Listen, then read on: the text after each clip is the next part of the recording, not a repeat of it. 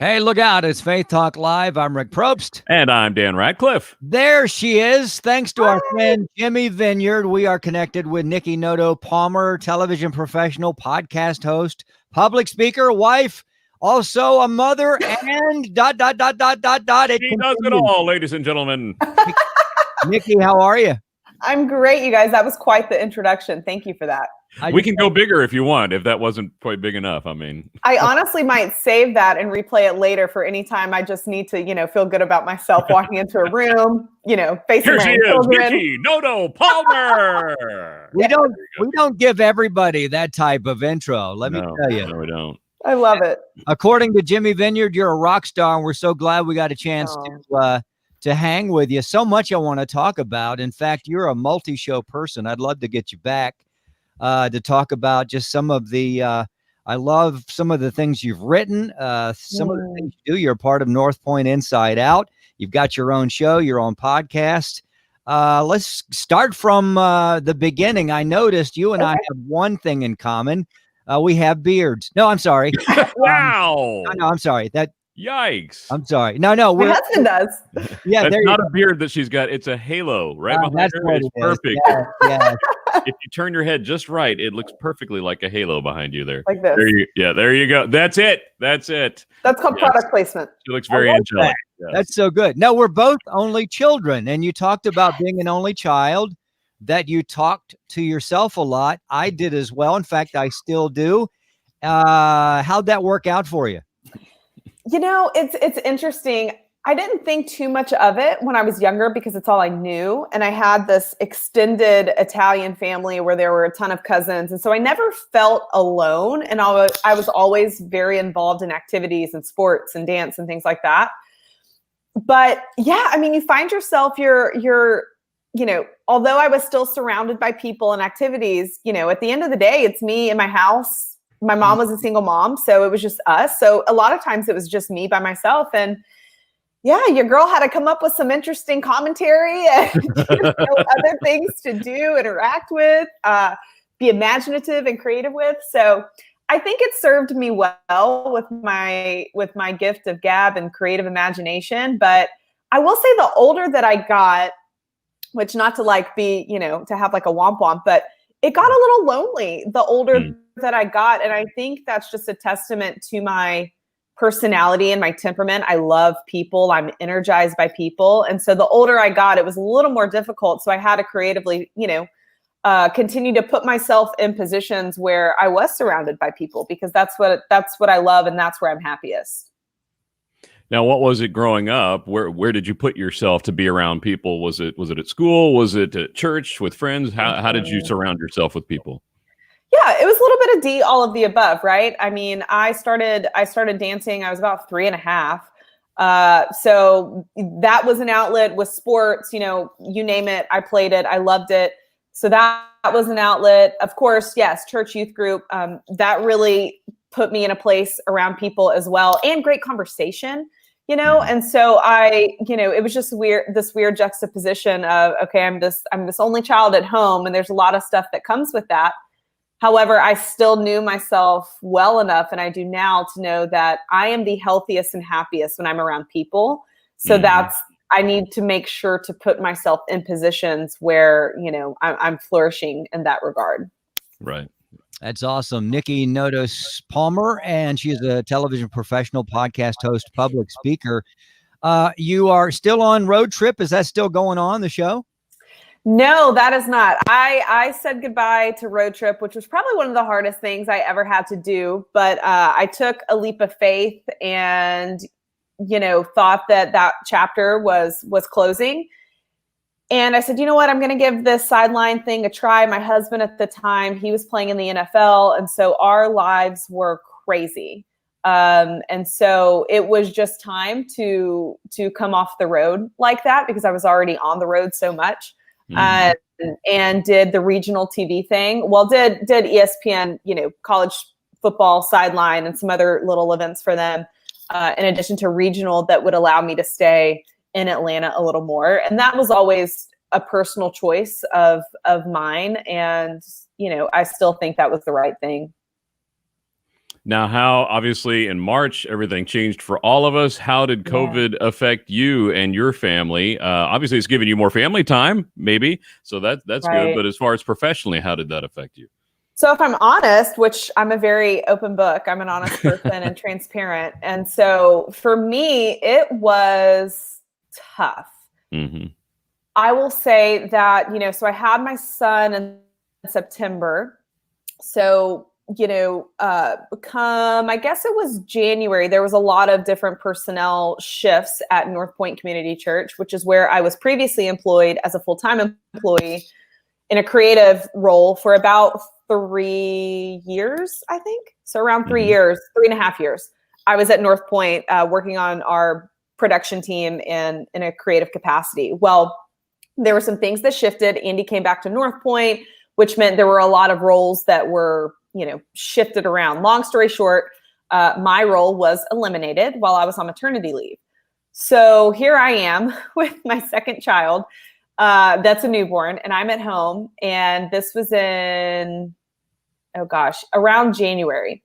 And I'm going, oh my gosh, this is my community. I ended up at North Point after a really tough go with the whole, not tough go with the whole TV thing, but life was changing, right? I had kind of walked away from this big TV career. My husband had walked away from the NFL. Here we were trying to lay a new foundation with it, to start a family and to move into this 2.0 version of our life. And so it was at North Point that I really went through a beautiful healing process of a lot of things. That's where I learned how to be a mom. I was surrounded by incredibly strong women on my team and just that worked for the organization in general. And so I have no doubt that's where I was supposed to be at that time. And I'll be honest, after I had my son, I don't know if it was just maybe the second kid thing and I'm a little more comfortable. I know what I'm doing. I know how to juggle all the things. That I remember having that conversation with my husband and saying, I think my time at North Point is done. I don't know if I would have left unless it was a forced thing because I loved it. It was comfortable. It was my community. All of those things combined, right? So when that happened, I just started praying like, Lord, you have always made things so clear to me. So clear to me. And so I went back to the drawing board, i.e. my prayer journal, and I started writing out what I selfishly wanted, right? I started writing out, okay, God, like you have given me some incredible skills and talents. How do I use these? How do I move into this 2.0 version of my life, still doing the things that I love? I still love TV, radio, interviewing. Those are things that give me life.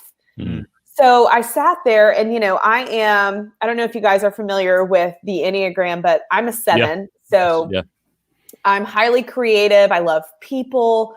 I have an idea list going at all times.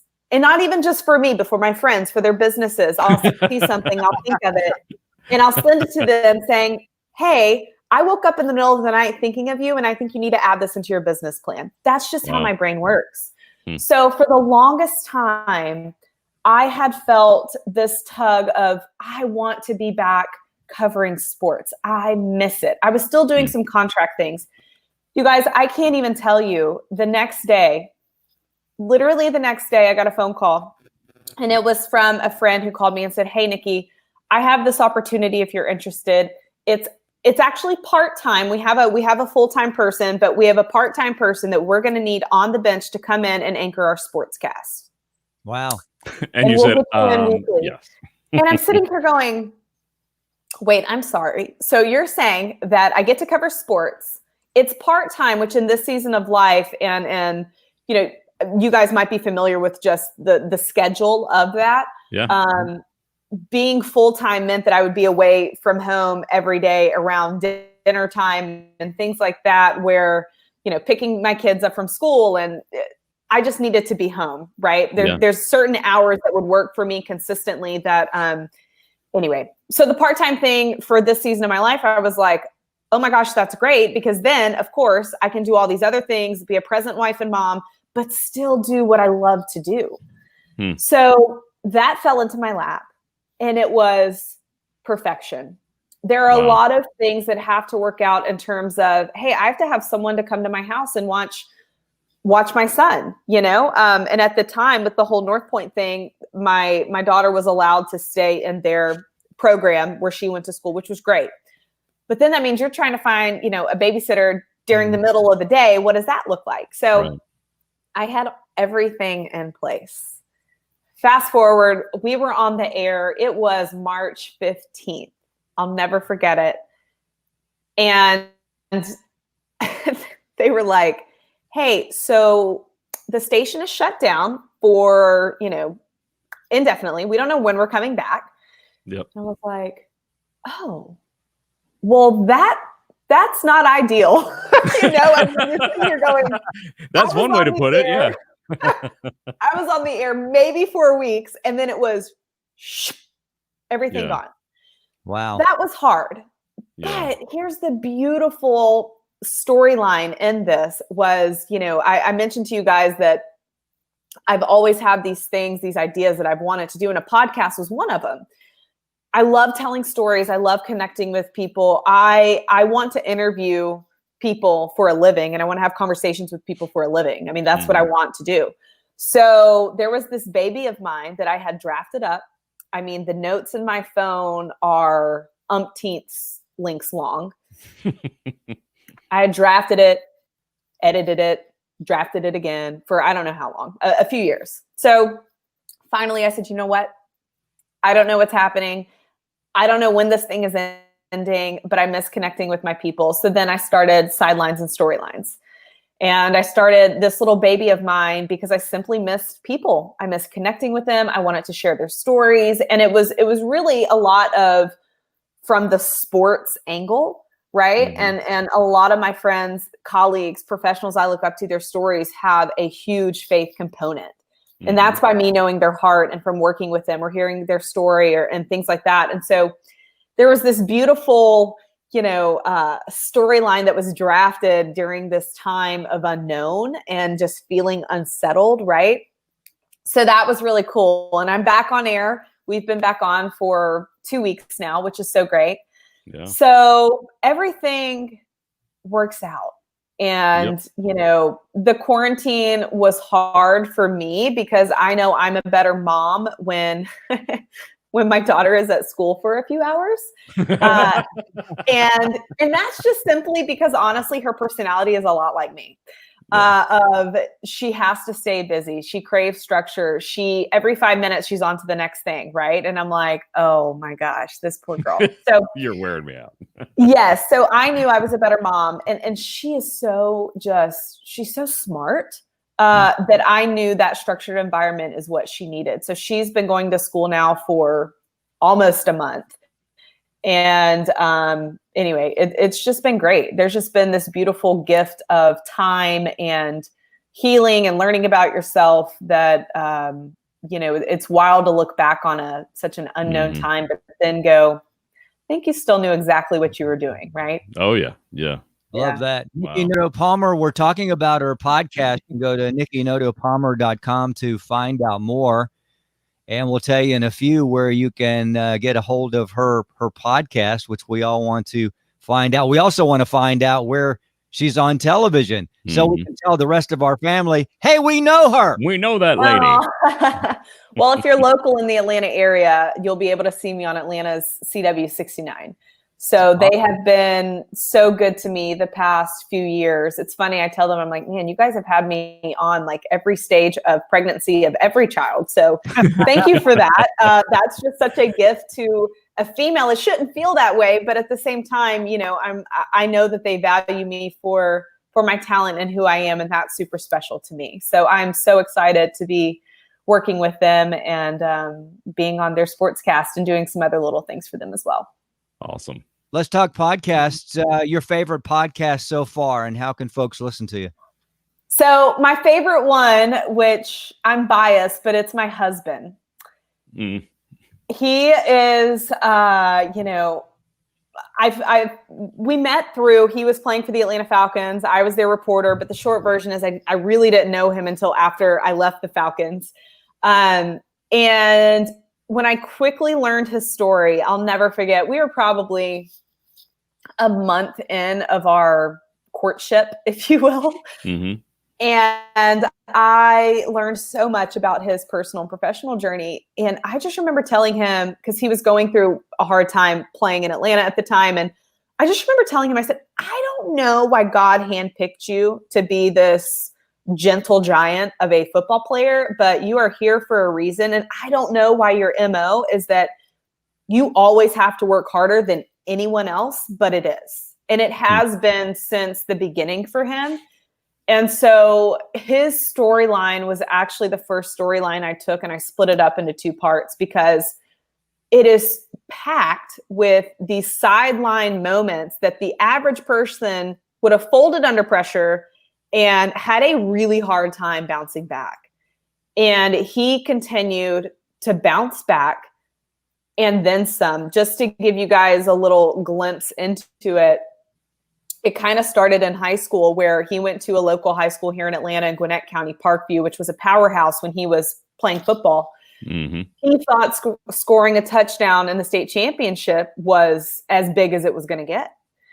And come to find out, he really didn't have a lot of people coming after him, which back then he assumed people are going to come find me. Right. Recruiting and things like that weren't as big as it is now. And so anyway, it turned out that he was a 2-star recruit, which, if anyone knows now, that is a courtesy rating that they give you, essentially, if anyone has interest in you, scholarship or not. So turns out he ended up getting offered by Clemson. He didn't even know when the offer came in.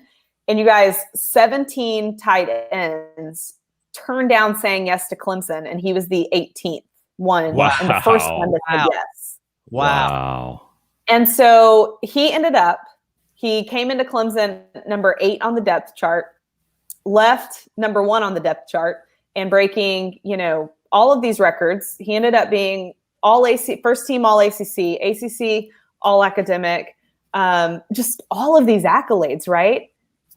Again, moving forward in the draft process, the combine process to try and play, in the NFL, which he didn't even think was in his storyline. He wasn't invited to the combine. It poured down rain on his pro day. They didn't have these fancy indoor facilities at the time, which he said is actually what prompted Dabo and company to get the indoor facilities created, because of some other skill players that they had during his pro day. Mm-hmm. So there were all of these things, right, that just kept compounding in his story. And it turns out that he had a few interests for, essentially trying out to play in the NFL. And, again, like, all of these tight ends were invited to the combine, and the team that they thought were going to take him. And remember, he's all ACC, so he's one of the best tight ends out of the entire ACC conference. And they ended up taking the backup tight end from Miami. And he was just like, seriously? So long story short, he somehow made it, essentially opted to try out for Atlanta because it was closer to home. Mm-hmm. It wasn't as far as a drive if he got cut, things like that. They offered him the lowest amount of money, signing bonus. It was like $3,000. He bought literally a laptop and a Joseph Bank suit and got like 6 for free. So, because that's how they work. Right. And then he ended up making the team after there were some guys that had injuries, but lo and behold, he was put in certain positions in preseason games, and he actually did fantastic because he is a great player. And so anyway, his whole story is basically feeling like, I'm not supposed to be here, but Father, I know that you have me where I am for a reason. And the Colossians 3:23 really came into his life at Clemson, and he hung on to that verse. And to this day, that is just his, body of armor that he puts on every day, is that verse. And so I was just I've been physically moved to tears by his story, because there have been so many things even after that, after the NFL, where I'm like, God just has you handpicked, that you're going to have to work harder than anyone else, but you always come out on top because of your integrity and your work ethic. So his storyline is so encouraging. And it is such a testament, I feel like, especially now as a mother with kids, of I cannot wait for our daughter to hear about your story. I can't wait for our son to hear about your story, and for them to be engaging in activities or in school wanting to give up, and him sitting there saying, hey, here's why I don't want you to give up. Yeah. So that's probably my favorite one, which I know I'm biased, but there are so many wonderful lessons in it that I just feel like it's valuable for anyone, that no matter where you are in your journey, no matter, what your age is, what your family situation looks like, that it's incredibly helpful. Niki, great story. We got to go to a break, but we want to, we got to get you back, because I know there's more that we want to get into. So if you'd be so kind, we'd love to catch up with you in about 6 weeks or so and see what's going on. Where can they check out your podcast? Yeah. So my podcast is called Sidelines and Storylines, and essentially anywhere you get your podcasts, you can find it. So Apple, Spotify, all of them, it'll be there. Sidelines and Storylines. You can also go to Niki Noto Palmer on Instagram, Facebook, everywhere but TikTok, she said, or NikiNotoPalmer.com. Yeah, next time we get on, I want to find out how big a boy Michael is, but we'll get into that later, all right? She said he's a gentleman. He's a big boy. How big a boy are you? Yeah. Anyway, Niki, thank you so much. NikiNotoPalmer.com. We'll be right back. I'm Rick Probst. And I'm Dan Ratcliffe. This is Faith Talk Live.